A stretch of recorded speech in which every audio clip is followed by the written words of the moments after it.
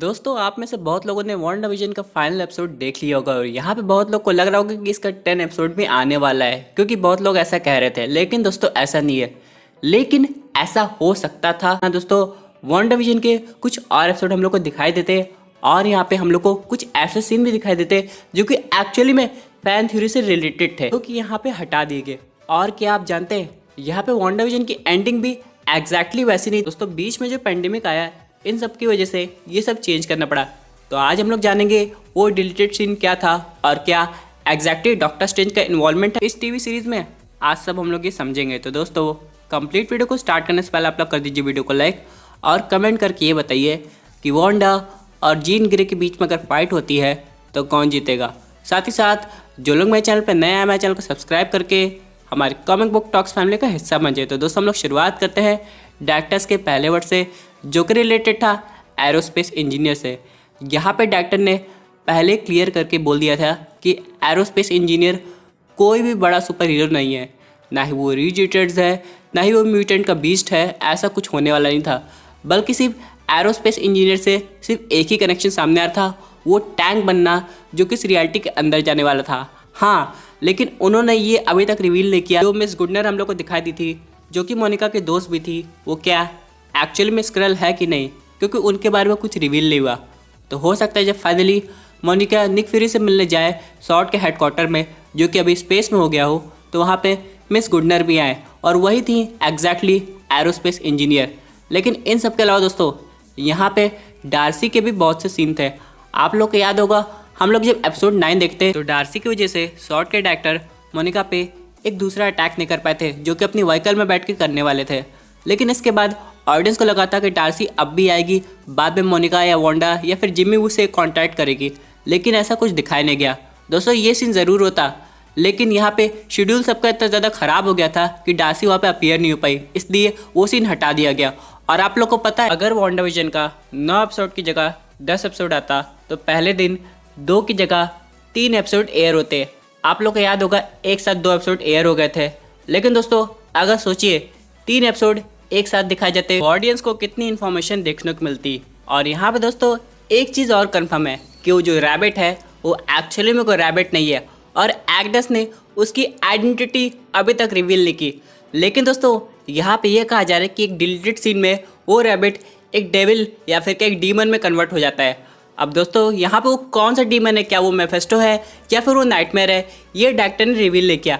यानी दोस्तों वांडा ने अगर देखा जाए तो एपिसोड 9 में एग्नेस को कैद किया है, लेकिन उस रैबिट का क्या हुआ, वो शायद अगर आएगा तो एग्नेस को वहाँ से ले जाएगा। उसके बाद वो दोनों मिल के फिर से वांडा पे अटैक कर सकते हैं। और अगर हम लोग बात करें यहाँ पे ट्विंस की पावर की, तो इन्होंने अपनी पावर्स का यूज़ काफ़ी अच्छे तरीके से एपिसोड 9 में किया था। लेकिन दोस्तों अगर ये सब ना हुआ होता तो उनके 10th एपिसोड में और पावर्स दिखाई जाती। और यहाँ तक सिर्फ बात रही ट्विंस की नहीं, बल्कि मोनिका की भी और पावर्स को दिखाया जाता कि कैसे काम कर रही है। लेकिन दोस्तों ये सब हटा दिया गया। अब यहाँ पे अगर हम लोग बात करें स्टोरी लाइन की, तो स्टोरी लाइन में क्या चेंजेस आते हैं दोस्तों, अगर आप लोग ध्यान देंगे तो ये जो केओस मैजिक है ये अननोन है, यानी कि सॉर्सरर सुप्रीम, मतलब डॉक्टर स्ट्रेंज भी इसके बारे में नहीं जानते हैं। लेकिन इसका मतलब ये नहीं कि अगर केओस मैजिक रिवील्ड हो जाता है तो डॉक्टर स्ट्रेंज इसके सामने आएंगे नहीं उसको रोकने। यानी कि अगर हम लोग डॉक्टर स्ट्रेंज की नॉलेज को समझेंगे तो उनके हिसाब से भी केओस मैजिक काफ़ी डेंजरस हो सकता है, और जब उन्हें पता चलेगा वो फाइनली रिवील हो गया है तो उसे रोकने ज़रूर आएंगे। लेकिन हम लोग पोस्ट क्रेडिट सीन में देखते थे वांडा डार्क होल्ड की किताब पढ़ रही थी, यानी कि अगर इसके आगे का सीन दिखाया जाता तो हो सकता है वो ऑल्टरनेट यूनिवर्स में अपने ट्विंस को खोज रही हो। यानी दोस्तों यहाँ पर अगर वांडा अपने ट्विंस को रियलिटी से रिमूव की है, हो सकता है वो उन्हें किसी ऑल्टरनेट रियलिटी में भेज दी हो, जहाँ पे वो बाद में पता लगा रही हो क्या हो रहा है वहाँ पे उनका। और यहाँ पे अगर उसने रियलिटी पोर्टल ओपन कर दिया तब यहाँ पे एक्चुअली में मल्टीवर्स के कोलाइड होने की पॉसिबिलिटी है, और यहाँ पे तब फाइनली अपीयर होगा डॉक्टर स्ट्रेंज का। अब दोस्तों यहाँ पे फैन थ्योरी के अकॉर्डिंग अगर डॉक्टर स्ट्रेंज वांडाविजन एपिसोड 9 में आते तो उसे रोकने की या उसे संभालने की कोशिश करते हैं, लेकिन ऐसा कुछ नहीं हुआ। पर दोस्तों अगर हम लोग doctor strange multiverse of madness की कास्टिंग को ध्यान से समझेंगे तो यहाँ पे एलिजाबेथ ओल्सन का काफ़ी इंपॉर्टेंट रोल है। यानी दोस्तों अगर यहाँ पे डिलीटेड सीन ना हुए और स्टोरी में चेंजेस ना हुआ था तो हो सकता है हम लोग को डॉक्टर स्ट्रेंज वांडाविजन के एपिसोड में दिखाई देते। दोस्तों चलिए बात कर लेते हैं उस सीन की जिससे ऑडियंस काफ़ी ज़्यादा परेशान हो गई थी। यानी कि ऑडियंस को लग रहा था कि हम लोग को फाइनली किसी ऑल्टरनेट रियलिटी से क्विकसिल्वर मिल गया है, और अगर ऐसा नहीं हुआ तो कम से कम मार्वल सिनेमैटिक ने उसमें फिर से कोई दूसरा म्यूटेंट आ गया है जिसके पास पीट्रो की पावर्स है। लेकिन दोस्तों यहाँ पे दोनों चीज़ें गलत साबित हुई।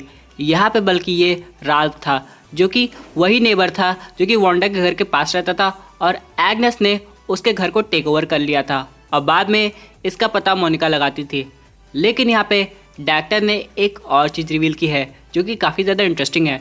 डॉक्टर ने ये बताया है कि इनका भी एक डिलीटेड सीन था, यानी ये लोग टीम अप होते थे, यानी कि राल्फ, मोनिका, डार्सी और बाकी ट्विंस, और ये लोग जाते थे उसी बेसमेंट में जहाँ पे एग्नेस ने वांडा को अपनी आइडेंटिटी रिवील की थी। उसके बाद ये लोग का काम क्या था, ये लोग डार्क होल्ड बुक को हटाना चाहते थे वहाँ से ताकि उसकी पावर्स को समझ सके या फिर उस बुक को वांडा को दे सके। लेकिन तभी जैसे वो एंटर करते थे उस बेसमेंट में, उनकी नज़र उस रैबिट पे पड़ती थी जिसका नाम था मिस्टर स्क्रैची। अब यहाँ पे ट्विन जाके उस रैबिट को खिलाने की कोशिश करते थे, लेकिन तभी वो रैबिट एक डीमन में कन्वर्ट होके उन पर अटैक करने लगता था। और ये सीन एक्चुअली में फिल्माया गया है, यानी कि दोस्तों अगर डायरेक्टर चाहे तो ये सीन रिलीज़ कर सकते हैं और एपिसोड 9 में ऐड कर सकते थे, लेकिन डायरेक्टर के अकॉर्डिंग एपिसोड 9 इतना ज़्यादा लंबा हो जाता कि ये सीन को इंक्लूड करना पॉसिबल नहीं था। वैसे भी एपिसोड 9 में डायरेक्टर का मेन फोकस था वांडा वर्सेस एग्नेस और विजन वर्सेस वाइट विजन, ना कि ये सब दिखाना। लेकिन दोस्तों मेरे हिसाब से आज नहीं तो कल डायरेक्टर को ये सब सीन मिला के एक अलग सा सीन रिवील कर देना चाहिए। वो भले 50 से 60 मिनट का हो, ऑडियंस को उससे कोई मतलब नहीं है, बस ऑडियंस देखना चाहती है कि ऑल्टरनेट स्टोरी लाइन क्या हो सकती थी वांडा विजन की। और यही नहीं दोस्तों, डायरेक्टर से कुछ और क्वेश्चन पूछे गए, जैसे कि बाद में मोनिका क्या होगा, उसके बाद वाइट विजन कहाँ गया, लेकिन डायरेक्टर ने ये सब नहीं बताया। हाँ, डायरेक्टर ने ये तो बताया कि मार्वल सिनेमैटिक यूनिवर्स में सब कुछ एक दूसरे से कनेक्टेड है, इसलिए आगे जाके हम लोग को वाइट विजन ज़रूर दिखाई देगा। अब यहाँ पे बहुत लोगों को क्वेश्चन आता है कि वाइट विजन की मेमोरी जैसे वापस आई, वो वांडा विजन की हेल्प करने क्यों नहीं गया, बल्कि कहाँ चला गया। तो दोस्तों वाइट विजन जैसे अपनी मेमोरी को रिकॉल करता है, उसके पास इतना डेटा आ जाता है कि उसे समझने में उसे टाइम लगेगा, इसलिए वो भी कहीं चला गया है। जब वो अपना पूरा डेटा समझ लेगा तो हो सकता है वो वांडा के पास फिर से वापस आ जाए। और यहाँ पे अगर हम लोग दोस्तों बात करें जेमी वू की, तो हम लोग को दिखाई देंगे एंटमैन 3 में, मोनिका हम लोग को दिखाई दे सकती है सीक्रेट इन्वेजन और कैप्टन मार्वल 2 में। बस दोस्तों अगर हम लोग डार्सी की बात करें तो हो सकता है हम लोग को दिखाई दे थॉर लव एंड थंडर में। यानी दोस्तों जितने भी कैरेक्टर्स यहाँ पे इन्वॉल्व थे वांडा विजन की टीवी सीरीज़ में, वो लोग आगे जाके भी अलग मार्वल मूवीज़ और टीवी सीरीज़ का पार्ट बनेंगे, इसमें कोई हैरानी की बात नहीं है। लेकिन रही बात एक फाइनल चीज़ की जो कि था लोकी का इन्वॉल्वमेंट, यहाँ पे वो भी नहीं दिखाया गया, क्योंकि बहुत लोगों को लग रहा था कि लोकी का भी एक झलक दिखाया जाएगा।